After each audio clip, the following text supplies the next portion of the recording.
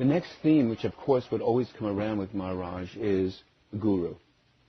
Now, when I first went to him, and he said, "Are you willing to stay 8 days and absorb the teachings?" And I said, "Whatever Maharaj wants me to do, I'll do."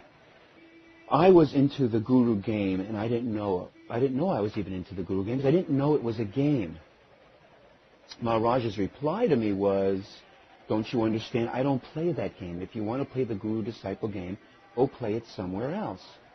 Now, I had played the Guru-disciple game with Baba Muktananda for many years, and it was really time for me to let go of this. And so what I started to get clear about being with Maharaj is he had a guru. His guru gave him the basic teachings, which was, you are that, there's only one substance, you are the absolute reality, question everything, don't believe anything. He gave him those teachings, and Maharaj will say, and I held on to those and I believed him, and what happened was all of this came to pass. It took for him somewhere around 3 years. When you get further into Maharaj and you get clearer about the I Am, Maharaj makes a statement which is that the Guru walks with you to the final goal. The Guru is your own self. The Guru walks with you to the final goal. Something like that all throughout the work. What you start understanding is that the Guru is the I Am. The Guru is not something out there. The Guru is the I Am. You, without using your thoughts, memory, emotions, associations, perceptions, are the Guru. The illusion is that there's a Guru out there,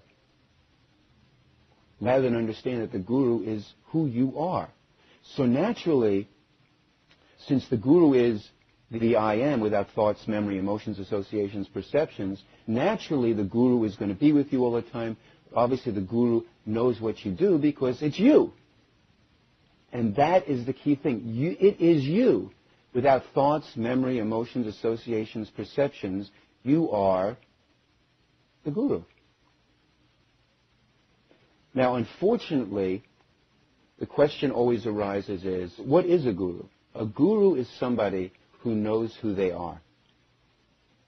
Now, because somebody knows who they are, does not necessarily mean that they can teach, that they can even communicate or describe to you. In other words, because somebody knows who they are does not mean they can play the piano. Because somebody knows who they are does not mean they can fix a car. Because somebody knows who they are doesn't mean they can run a 4-minute mile. So there's knowing who you are, and then there's the ability to teach. Now, I'm not saying that Nisargadatta is the only person who knew who they were and could somehow teach. What I am saying is he was the only person that I met that those two things came together in such a clear, powerful way. And so I think very often people will confuse knowing who you are and the ability to teach. And because those things are so not necessarily connected, what you have is people who have done spirituality or yoga for years and years and years and suffered. Now, part of this to understand is I was with many, many gurus, and one particularly, Baba Prakashananda, who I love tremendously. He was really sweet and wonderful, but he was a very, very poor teacher. For me. For somebody else, he might have been the greatest teacher in the world. You have to be your own barometer.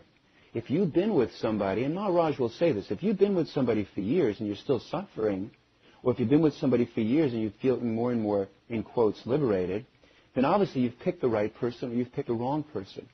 The qualifier for me always is, after years, am I clearer? Am I closer? Do I have a greater understanding of knowing who I am and also understanding who I'm not?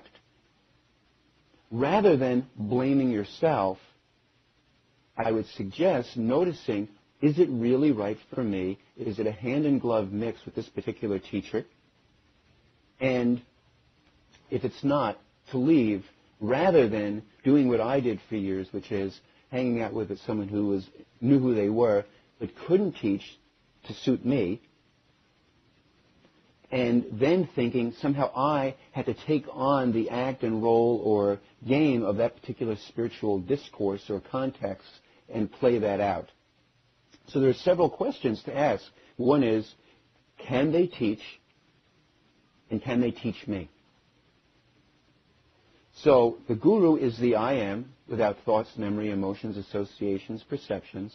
So you are that guru. And whether the, in quotes, person outside of you who's giving you those teachings can teach or is a teaching right for you, you have to be your own barometer.